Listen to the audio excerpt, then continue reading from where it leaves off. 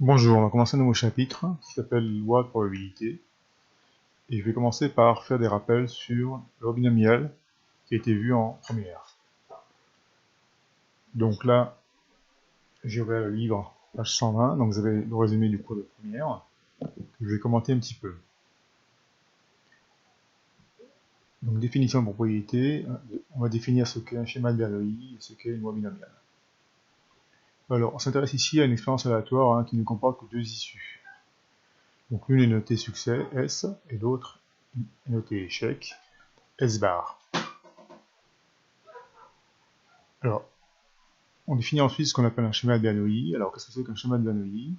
Eh bien, c'est la répétition un certain nombre de fois, donc n fois, d'une même expérience aléatoire qui n'a que deux issues, succès ou échec, dans des conditions identiques et indépendantes. Alors, on dit que le schéma de Bernoulli a comme paramètre n et p, où n, en fait, représente le nombre de répétitions de notre expérience aléatoire, et p, c'est la probabilité du succès. Alors, petit 2, maintenant, on va définir ce que c'est qu'une loi binomiale. Alors, on considère donc un schéma de Bernoulli paramètre n et p. Donc, je répète encore, c'est la répétition d'une expérience aléatoire qui n'a que deux issues, succès et échec, un certain nombre de fois, n, p étant la probabilité du succès. Alors, on s'intéresse à la variable aléatoire grand X qui comptabilise le nombre de succès. Il y a la loi de probabilité de grand X, c'est ce qu'on appelle la loi binomiale de paramètres n et p. Dernière chose, on rappelle ce que c'est que l'espérance de grand X. Alors, l'espérance de grand X, concrètement, qu'est-ce que c'est? C'est la moyenne des valeurs de grand X.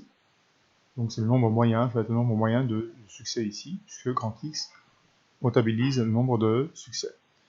Donc un résultat à retenir, lorsque vous avez une variable aléatoire qui suit une loi binomiale de paramètre NP, alors son espérance, donc sa moyenne en quelque sorte, eh bien elle est égale à NP. Vous avez un exemple ici, donc où on a pris n égale à 2, donc ça veut dire que on s'intéresse ici à deux expériences. On répète deux fois la même expérience aléatoire. Le succès, donc P égale à 0,8. Donc la probabilité du succès, c'est 0,8, 80%. Et on a évidemment grand X nombre de succès. Alors ici, on a représenté la situation à l'aide d'un arbre pondéré. Donc, lorsque vous réalisez l'expérience deux fois, vous pouvez avoir deux succès.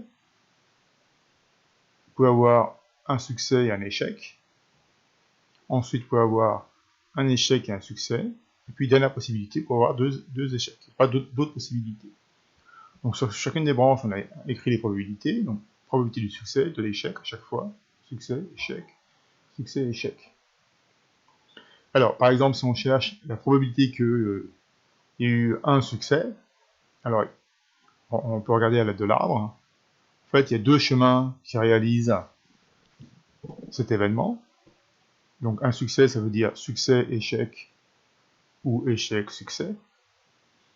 Et donc la probabilité que x est égal à 1, c'est-à-dire la probabilité qu'il y ait eu un succès, eh bien elle est égale à 0,8 fois 0,2 plus 0,2 fois 0,8. Et donc 0,32. Alors dernière petite chose, on peut calculer la probabilité qu'il y ait k succès à l'aide de la calculatrice. Donc ici vous avez la méthodologie selon le modèle de calculatrice. Donc là sur le modèle Casio et là sur le modèle Texas. Alors, ce qu'il faut bien comprendre ici, c'est que k c'est le nombre de succès, que n c'est le nombre de répétitions de notre expérience aléatoire qui n'a que deux issues, et que P, c'est la probabilité du succès. Donc là, sur cette première ligne, vous avez le cas où P de X est égal à K, et là, le cas où P de X est inférieur ou égal à K. Donc là, c'est la probabilité qu'il y ait exactement K succès, et là, c'est la probabilité qu'il y ait au plus K succès. Alors, on va voir sur un exemple, concrètement, comment on utilise la calculatrice. Donc c'est toujours page 120, premier exercice.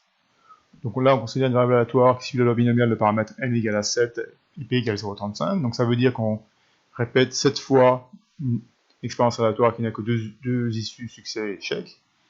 Et le fait que P est égal à 0,35, ça veut dire que la probabilité du succès, c'est 0,35. Donc on souhaite calculer la probabilité que x égale à 5, donc qui est exactement 5 succès, que x est inférieur ou égal à 5, qui est moins de 5 succès, donc ça veut dire soit 0, soit 1, soit 2, soit 3, soit 4, soit 5. Et puis après, dans la deuxième question, on vous demande de calculer la probabilité que x soit égal à 2 et que x est inférieur ou égal à 4. Voilà le corrigé.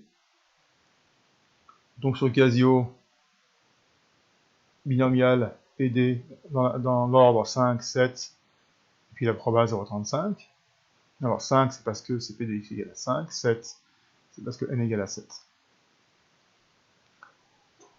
Sur Texas, donc c'est binomial FDP.